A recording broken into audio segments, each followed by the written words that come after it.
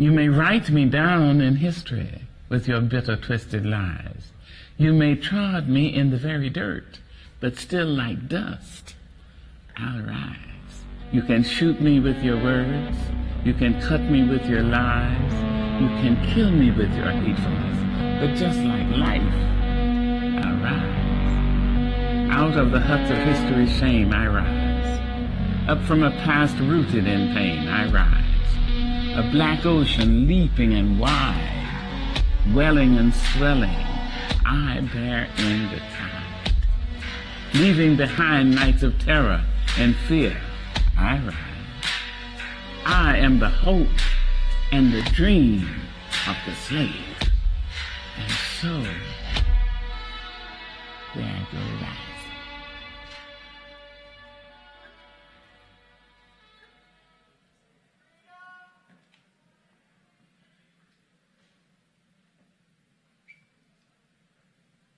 Ladies and gentlemen, please welcome to the stage former police officer and radio host Brandon Tatum. What's going on, Baltimore? I said, what's going on, Baltimore? I'm glad y'all here. I'm glad to see you. It's a great blessing to be here, man. I'm thankful that I've had the opportunity to come and speak life to y'all. My purpose here is to speak life, right? I'm not here to talk much about politics.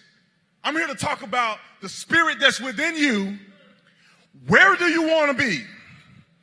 Who do you see yourself as? When you look in the mirror, are you the lion? Are you the lion? Are you in beast mode? Or do you want to walk around with your head down? Would you want to walk around with somebody handing you something? Or do you want to walk around with power? You want to walk around knowing that you run this thing, that your future is in your hands, nobody else. I don't want to hear another excuse about the white man. I don't want to hear it. What you want your community to be is up to you. The way you raise your kids is up to you. How hard you go on your job is up to you. Nobody else. I learned this thing in life. Nobody's going to hand you nothing. And if they hand it to you, it ain't worth having. You got to fight for it. All of our ancestors have fought. They stood strong. They operated with integrity. They weren't waiting for somebody to open the doorway. They kicked the door in. And I want us to understand it. I want you to feel that. Because you need to take that from here. You need to take it out into your regular life. You need to take it out into your community and make an impact. Y'all can give that a round of applause. I want y'all to feel powerful. I want y'all to feel powerful. I'm tired of that weak energy, man. It's power energy. And I'll say this. The thing that makes me sick that goes on in our country is the idea that the police are against the people. That the police are against the people. And I'll say it for a third time so you get it in your spirit. The police are against the people. That is the biggest lie that they have told us in centuries. Let me tell you this. Growing up, some of y'all never believe this. I used to sag my pants down here. I had gold teeth in my mouth, tatted up, got my hood on my forearms. Now you wonder, how did that man come from that position with that mentality to now I'm on stage as a former police officer? I got to thank God first for it. Because if it wasn't for me getting saved in 2008, I wouldn't be here. But I'll say this. When I was growing up, I didn't have a positive idea of police in America. I didn't. Every time I got pulled over, I was like, oh, they pulling me over because I'm black. They don't want to see a black man shine. They don't want to see me rolling. They don't see me rolling on 20s. I had 20s at the time. Some of y'all know what them 20s are. But I kept them clean, though. I kept them clean. But they didn't want to see me rolling, so they pulled me over for no reason. That's what I thought. When I was 8 years old, I got arrested for smoking marijuana in a vacant house. And for some of you guys who understand about marijuana, weed, I wasn't just smoking a little bit. I was smoking blunts when I was 8. My cousin and them used to have us smoking blunts. We were too young for that, so I can't remember nothing now. But that was my interaction with the police. They came and they came in like the SWAT team on us. We were in a vacant house. They pulled guns on us. They put us in the car. And I think I was the youngest. The oldest was 17. It was 6 of us. Well, it was 7 of us. The 17-year-old was the 7th one. He went to big boy jail, and they took all us to juvenile detention center. All 6 of us, they piled us in a police car in the back. And I don't know if you've been in the back of a police car, but it's small back there, right? It's not meant for you to be back there. So they put all 6 of us in there. 5 sitting across, 1 laying over the top. We were all handcuffed. They told us that we looked like sardines, and they laughed at us. And it made me upset, right? Even though I was wrong. I was wrong as 2 left shoes. But I was upset that they spoke to me like that. So I grew up having a negative thought process in my mind about the police department. Fast forward to me leaving college, former football player. I was in the NFL draft, didn't work out. I wish it did sometimes, but I'm kind of glad I didn't get the concussions and all the injuries that they got. But I needed a job. Never thought about being a cop. Never did. Not one time. But as a man, I understand that I have responsibilities. At the time, my son was just born. He wasn't even 1 yet. And I said, you know what? I'm going to put my pride aside, and I'm going to apply for every job, and I'm going to go to every job until I get an opportunity. I'm not waiting on nobody to give me nothing. I'm going to go fight for it. And I tell you what, I filled out a lot of applications, and I got a lot of no's, and I had a college degree at the time. So one day, after an argument with my baby mama, y'all pray for me. We got into a little minor argument over the phone. And I'm talking to her, and I think we were arguing about the engagement ring. Y'all know how that is. Some of y'all know what it is.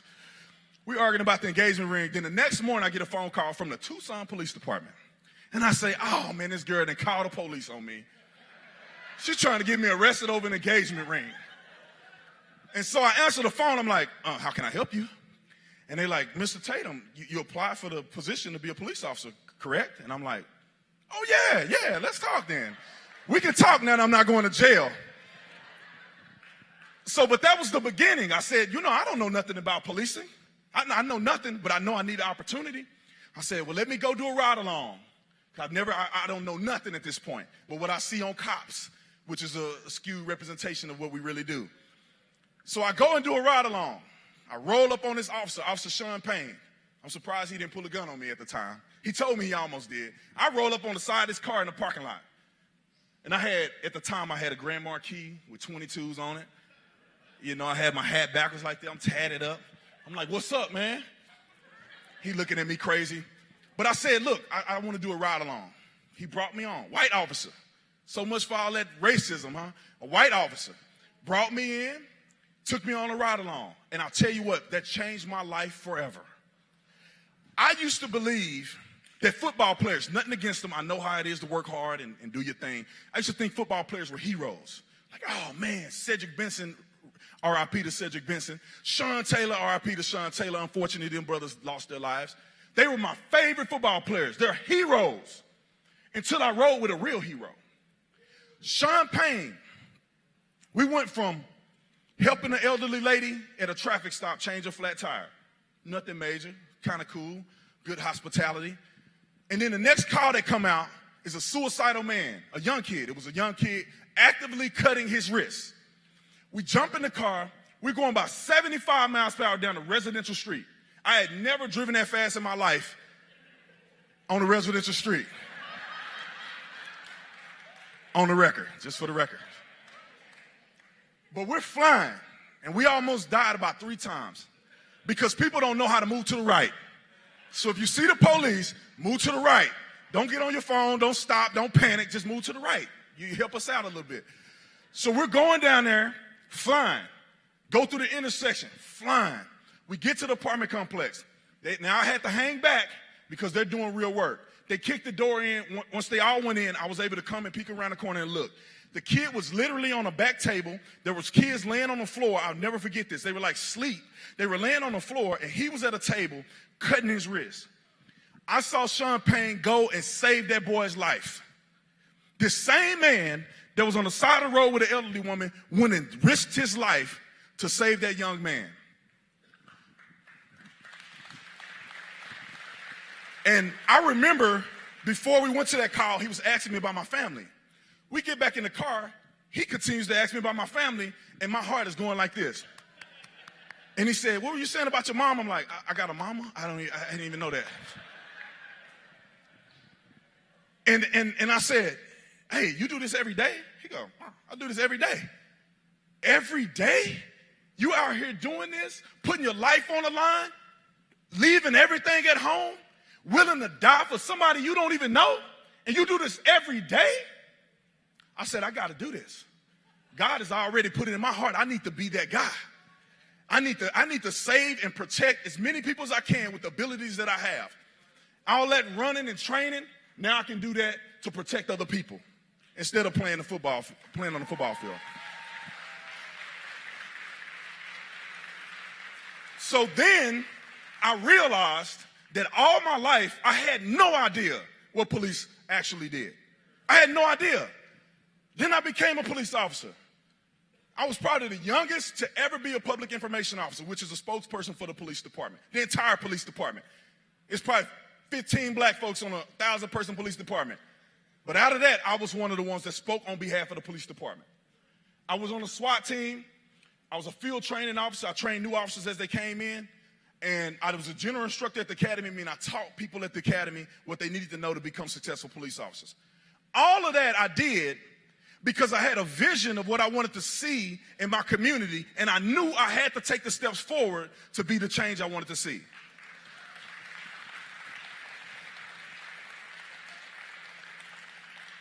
And every time I see a police officer, most of them are good people. Don't get it twisted. There's some idiots out there, right? I was a part of investigations where we fired a few of them because they're trash and they have no business with the badge. And we stand against them every chance we get. We should all be in unison on that one. But for the majority of them, they're going out and they're risking it all.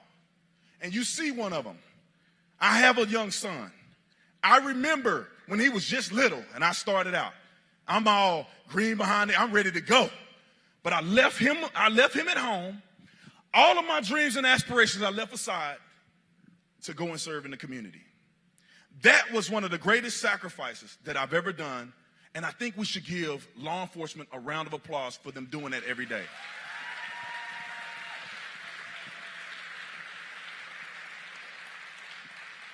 I'll never forget the amount of people I saved.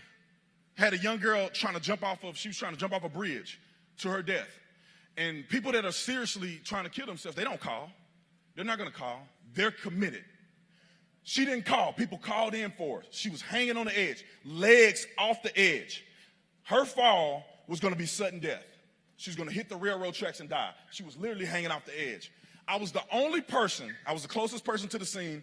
I had to make a decision. I'll never forget pulling up, getting out, and I thought to myself, I don't want to die, but I have to get this girl off the edge of this bridge or she's going to die. I remember going and pulling her off the side. Cannot confirm or deny how hard I did that because I didn't want to fall off the edge.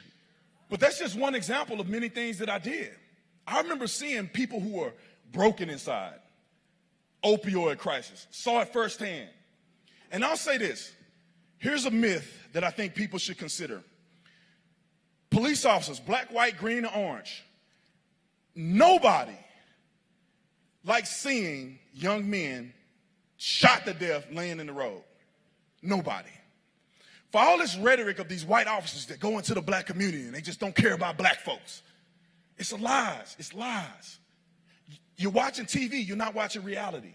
When you see all these Chicago shootings, who you think respond? Who do you think showing up? Who do you think see a 15-year-old laying, bleeding to death? They have to put him in a body bag. You don't get to go to the scene as a police officer and see, oh, he's dead, I'm going to do an investigation. No, you assist in putting them in a body bag. You have to investigate. You have to go tell the parents of that person that they're never coming back. That's the truth and reality in what police do. And I wish that people knew that so we can change our perspective. I'll say this. The lies of police brutality. Raise your hand if you believe that police officers kill more unarmed blacks than whites. Raise your hand. Just keep it 100. Raise your hand. Do you think that they kill more blacks than whites unarmed? Well, y'all woke. Y'all need to get them other people in here then. But it's true. This year alone, they've killed double the amount of whites unarmed than blacks.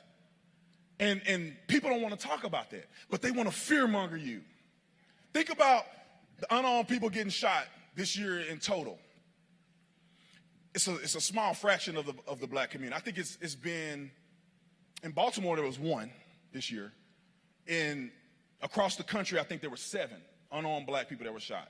It's about 40 million black people in this country, about 42 million if you include biracial black people.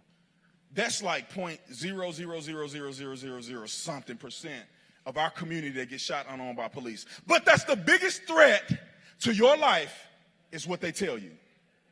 They want you to hate them. You get pulled over on a traffic stop. How many of y'all been pulled over on a traffic stop? Oh, y'all better slow down. Better slow down. Speeding all day long. No, y'all wrong. How many of y'all been committing a violation but didn't get pulled over? Let me see where this white privilege come in at. I'm totally kidding. But when you look at the grand scheme of things, 300 million people in this country, and there's a select few people that actually get interactions with police and actually have negative interactions with police. How many of y'all have had a negative interaction? Keep it 100. I've had a negative interaction. I'll never forget the officer in Tucson Police Department, before I became a cop, that pulled me over. I was wrong. I was going around the speed bumps. I didn't want to mess up my 22s, so I was going around the speed bumps. But he got me. I said, fine, I was wrong. I ain't not going to argue with you. But then he wanted to go further, right? He wanted to get in his emotions because he couldn't argue with me. And I remember that I hated him. It's a strong word. I went so far as hoping that he got killed. I'm going to tell you the truth. He had me out there. He was punking me, right? Oh, you want to go to jail? I could take you to jail. I'm like, officer, I didn't know that my registration being expired in another state is a misdemeanor. He arrested me and everything. He didn't put me in cuffs. You know, they paper arrest you. I remember hating him. But that doesn't mean that I have to treat every officer the same way, right? Think about this. Think about this for a minute. Black people, I'm saying all people, but this is a black event. Black people I don't like, and I know a lot of you will concur, I don't like when people judge all of us based on one person's actions, right? Just because some fool want to walk around with his pants sagging with a gun, don't mean you got to take my gun. Just because some fool don't value his life, so he decided to take another man's life, don't mean that I'm doing that. Just because a fool want to tell me I'm acting white because I'm getting an education, that don't mean we all like that. And just because a police officer does something inappropriate, don't mean they all like that. I believe that's fair. But I'll say this. I keep saying that. That's my thing. I'm going to say this. I'm like my pastor. I'm almost finished. 30 minutes later, I still ain't ate nothing because we still at church. Raise your hand if that's your pastor. Oh, hey, white people too? Oh, I see y'all. I love messing with y'all. I almost forgot what I was going to say. Oh, about change. And I want to encourage young brothers, apply for the police department, right? You able-bodied, you can go down there and make a difference in your community. They need you. They need you. And I listen, I'm not the one to play the race card, but I have been in situations, and for whatever reason, the way we're conditioned as people, when I would go on a call with the black people, they want to talk to me. I'm going to be honest. They want to talk to me. They didn't want to talk to the white officer. They felt connected to me right away, and they were still going to jail. But they felt like they'd rather go to jail with me, unfortunately. But that's the way we feel as a people. You identify with somebody, you're more likely to listen to them. You're more likely to feel like you can relate to them. I mean, I'm not going to lie. I used to be like the black people whisperer, right? I'm going to keep it 100. I go on the call. They yelling at my white friends. Oh, you put me over because I'm black. And I'm like, come on, bro. Get over here. Let's talk.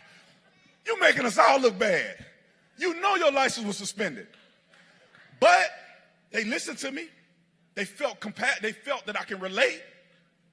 I mean, I think that it's invaluable for us to be a part of our community's solutions. For us to be a part of policing, not only because we now have the power to change, but because young people can see you. You know how many young brothers walked up to me and was like, that's a black police officer. I'm being honest. They'd never seen that before. It's important for us to represent in that manner. It's important for us to be a visual representation in our communities. Because it's just like this. We on the police department, we had officers who spoke Spanish.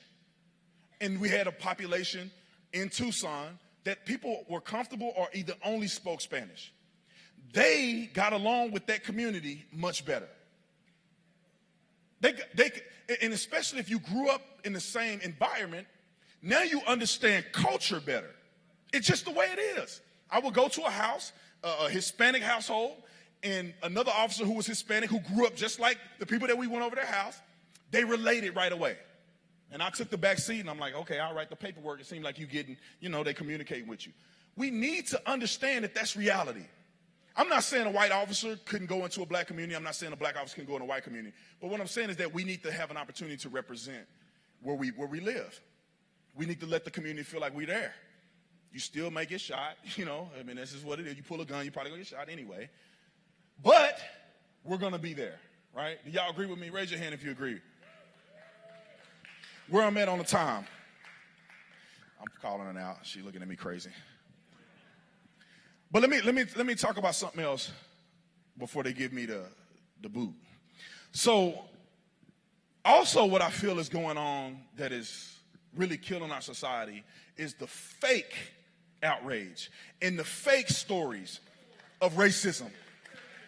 All you got to do is look in here. There's a wide variety of different people in here. We all getting along just fine. There ain't no situation where the black folks don't feel like they can sit by the white folks. And come on, y'all. It's 2019. Most of us don't care. It's all about making money, too. You get what I'm saying? If you come to my business and you white, green, orange, handicapped, I don't care. I'm going to serve you just like I'll serve anybody else. And I think most of us understand that. But there is a mission and an agenda for people on the left. They can't have us unite. They can't have us unite. Forget party right now. Forget party. I'm talking about ideology. People on the left, they can't handle it. So they have to conjure up these fake issues. Jussie Smollett, that NFL football player that just vandalized his own business. Let me tell you how dumb he is. Jussie Smollett, he's dumb. He followed the guys. Y'all know he followed them on Twitter, receipts with his name on it. I mean, he's the easiest criminal to arrest. Police were licking their chops when they saw how dumb he was. Well, this guy is dumber, if that's even possible.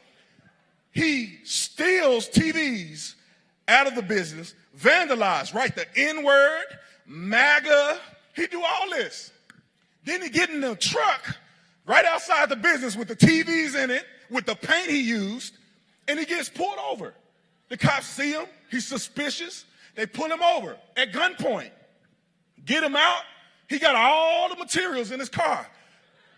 And he got black paint on his hands. Come on, bro. You can't at least run from the scene. You got to get in the car and drive. But anyway, lies to divide us. And I'm going to finish with this last story, because this is the one that I've seen most people being confused on. Remember Felicity Huffman, right? You're the celebrity. Y'all know who she is? Raise your hand. So she got off on a pretty easy one. Big old fraud that she did, getting SAT scores, I guess, raised by paying $15,000 or some big college scheme she did. And then there was a lady named Tanya McDowell.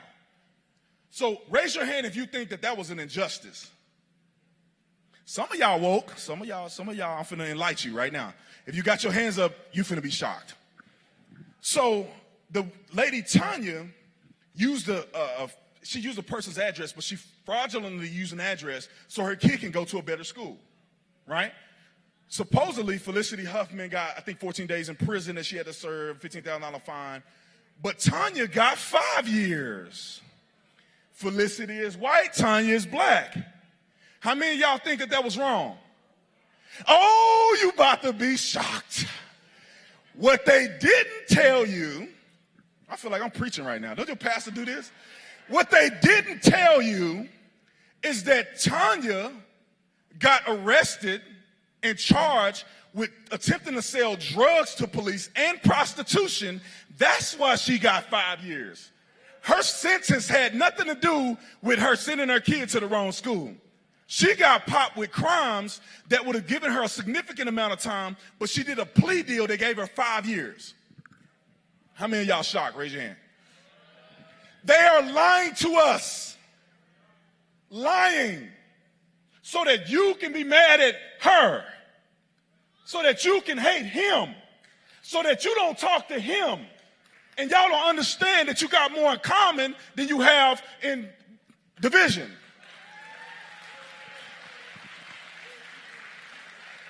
So I conclude with that story. But what I want to leave you with, just real quick, is that we need love. We should love each other. We should appreciate each other.